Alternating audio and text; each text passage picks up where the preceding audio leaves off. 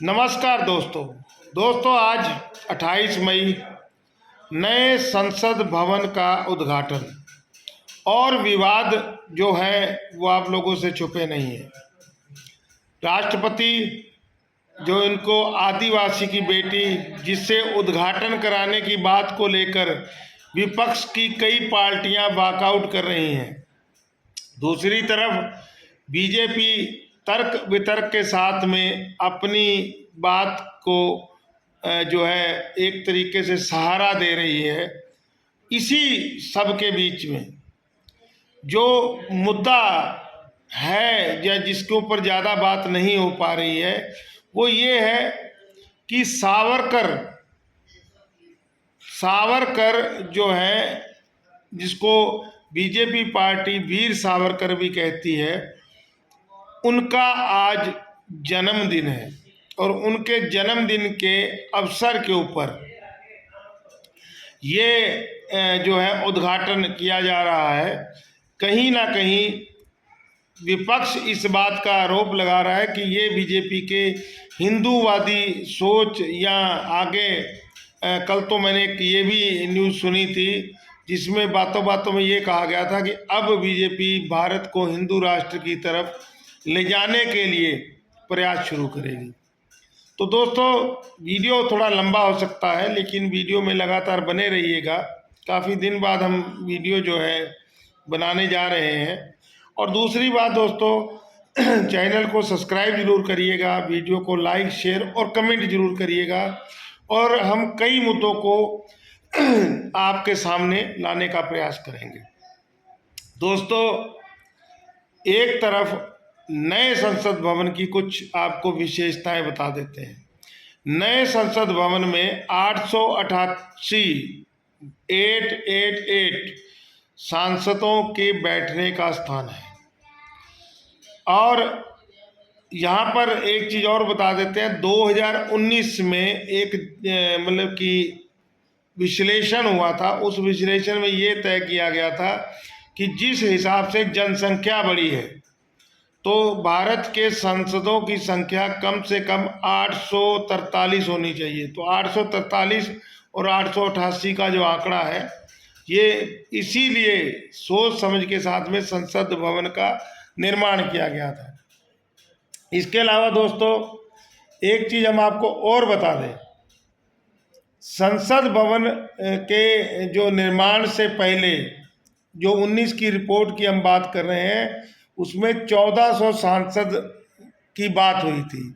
और जब राष्ट्रपति प्रणब मुखर्जी थे, बंगाल के जो राष्ट्रपति थे, कांग्रेस पार्टी के नेता थे, वो उन्होंने कहा था कि कम से कम 1000 सांसद होने चाहिए। तो 1000 नहीं हुए, 1400 नहीं हुए, 843 सांसद की जो है रिपोर्ट पेश हुई थी और 888 सांसद के बैठने के लिए जो है संसद भवन का निर्माण किया गया है, ताकि अब जो है काउंटिंग 550 के करीब से बढ़ा के 843 की जाए। लेकिन इसके बीच में ये भी हम आपको बता दें, दक्षिणी भारत के जो राज्य हैं उन्होंने संसद के सदस्यों की संख्या बढ़ाने का विरोध किया था और ये बात तय हुई थी कि 26 तक ऐसा ही रखेंगे, 26 के बाद में बढ़ा देंगे।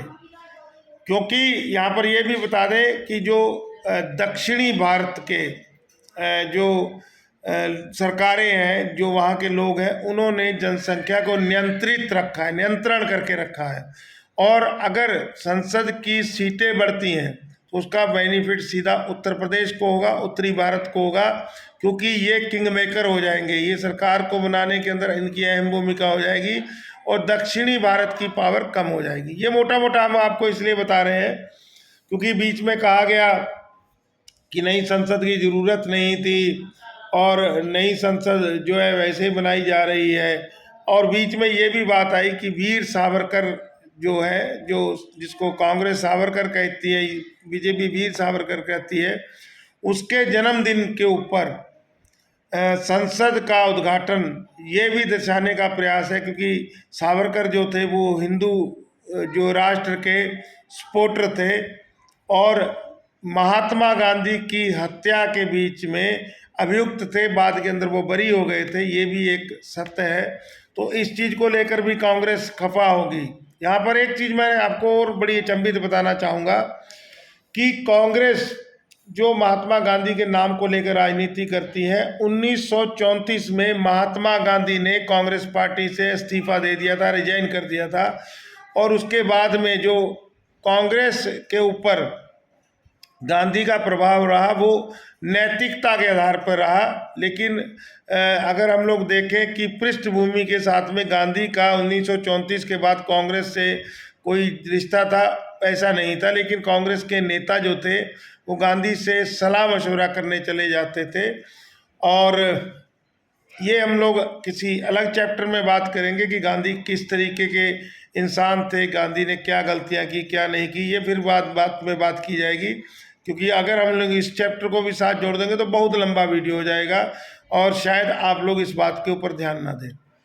तो अभी जो हम लोग बात कर रहे हैं, ज़रूरत थी संसद को नया बनाने की, सीटें बढ़ाने की ज़रूरत थी। कांग्रेस सावरकर के कारण जो है और बीजेपी ने क्योंकि ये कार्य किया, इस कारण से विरोध कर रही है। और ये हमारे राजनीतिक जो हमारा लोकतांत्रिक देश है, इसका दुर्भाग्य है कि कोई भी व्यक्ति अगर अच्छी मंशा से कार्य करते हैं तो हम लोग जो है जनता को सही बात नहीं बताते, आरोप प्रत्यारोप के अंदर एक दूसरे को राजनीतिक लाभ ना हो उससे बचाने के लिए हम लोग जो है असल बात को दबाने का प्रयास करते हैं। लेकिन बातें दबती नहीं है दोस्तों। वो बीजेपी की एक बहुत बड़ी वोट बैंक है, बीजेपी एक बड़ी पार्टी इस समय भारत की बन चुकी है। अब बात आती है राष्ट्रपति जो है, जो आदिवासियों की बेटी है, उनसे जो है मतलब कि उद्घाटन क्यों नहीं कराया गया और उनको आमंत्रित भी नहीं किया गया। जबकि लोकसभा जो है उनका लोकसभा का मुखिया होता है राष्ट्रपति, ना ही उपराष्ट्रपति को बुलाया गया। मोदी जी से उद्घाटन कराया जा रहा है तो कोई आरोप लग रहा है कि मोदी जी अपने इर्द गिर्द ही सारी राजनीति करना चाह रहे हैं। हो सकता है दोस्तों, हम इस चीज़ को नकारेंगे नहीं, हो सकता है। लेकिन यहाँ पर हम आपको एक चीज़ और बताना चाहेंगे कि सावरकर, जिनको बीजेपी बहुत ज़्यादा मान रिस्पेक्ट देती है, हालांकि सावरकर को भारत के संविधान में या भारत के इतिहास में ना ही खलनायक लिखा गया है, ना ही आतंकवादी लिखा गया है। तो अगर उसके नाम पर भी उद्घाटन उनके जन्मदिन पे हो रहा है तो कोई बहुत बड़ी बात नहीं है। और वैसे भी देखिए एक चीज़ हम आपको बताएं, बीजेपी को लोगों ने जिताया है। मतलब कि संसद में देखो वही बंदा तो जाता है ना जिसको लोग जितवा के भेजते हैं। तो इस समय भारत की जनता की सोच, उनकी आवाज़ 2024 के इलेक्शन तक बीजेपी रहेगी और नरेंद्र मोदी के हीरो रहेंगे। और क्योंकि सावरकर जो है वो उनके आइडियल हैं, तो भाई उनके जन्मदिन के ऊपर भी अगर उद्घाटन किया जाता है तो बहुत बड़ी बात नहीं है। लेकिन गांधी की हत्या में सावरकर जुड़े हैं और गांधी जो है उनको राष्ट्रपिता का ओहदा दिया गया है। हालांकि गांधी ने, मेरे को लग रहा है, खुद तो कहीं कहा नहीं होगा कि हमको राष्ट्रपिता बना दो, ठीक है। उनको बताया जाता है कि नेताजी सुभाष चंद्र बोस ने जो है राष्ट्रपिता का खिताब दिया था, महात्मा का खिताब उनको जो है रविंद्रनाथ टैगोर ने दिया था, ठीक है। और इस सब चीज़ों के कारण जो है सावरकर का उनकी हत्या के अंदर जुड़ना, चाहे वो बरी हो गए थे, तो कहीं ना कहीं ये भी आरोप लग रहे हैं कि बीजेपी के दो चेहरे हैं। एक गांधी को सपोर्ट करता है ऊपर ही दिखावे के लिए, अंदर से वो सावरकर को सपोर्ट करते हैं। तो आरोप लगे हैं, आरोप तो लगते रहेंगे। बाकी दोस्तों हम ये कहते हैं कि जो महात्मा गांधी की हत्या के अंदर वो अभियुक्त थे, चाहे बरी हो गए थे, तो सावरकर के नाम पर और बहुत कुछ हो सकता था। लेकिन ये था कि इतनी बड़ी भारत के उत्सव के ऊपर उनके जन्मदिन को नहीं रखना चाहिए था। ये बाकी कोई इंसिडेंट भी हो सकता है। तो ये सब चीज़ें दोस्तों चल रही हैं, इन्हीं सब चीज़ों को लेकर हम लोग जो है विचार विमर्श आपसे कर रहे हैं। बाकी आप भी कमेंट करिएगा, वीडियो को लाइक शेयर करिएगा, चैनल को सब्सक्राइब करिएगा। क्योंकि हम लोग अगर आपकी सोच तक पहुंचते हैं तो आपका भी फिर धर्म है, नैतिकता के आधार पर आपको वीडियो को आगे बढ़ाना है दोस्तों, सीधी सी बात है। अब एक चीज़ और, हिंदू राष्ट्र बनाने की, तो हिंदू राष्ट्र बीजेपी अगर बनाएगी तो शायद वो इतना आसान नहीं होगा, लेकिन अपनी राजनीति चमक को बढ़ाने के लिए हर कोई प्रयास कर रहा है।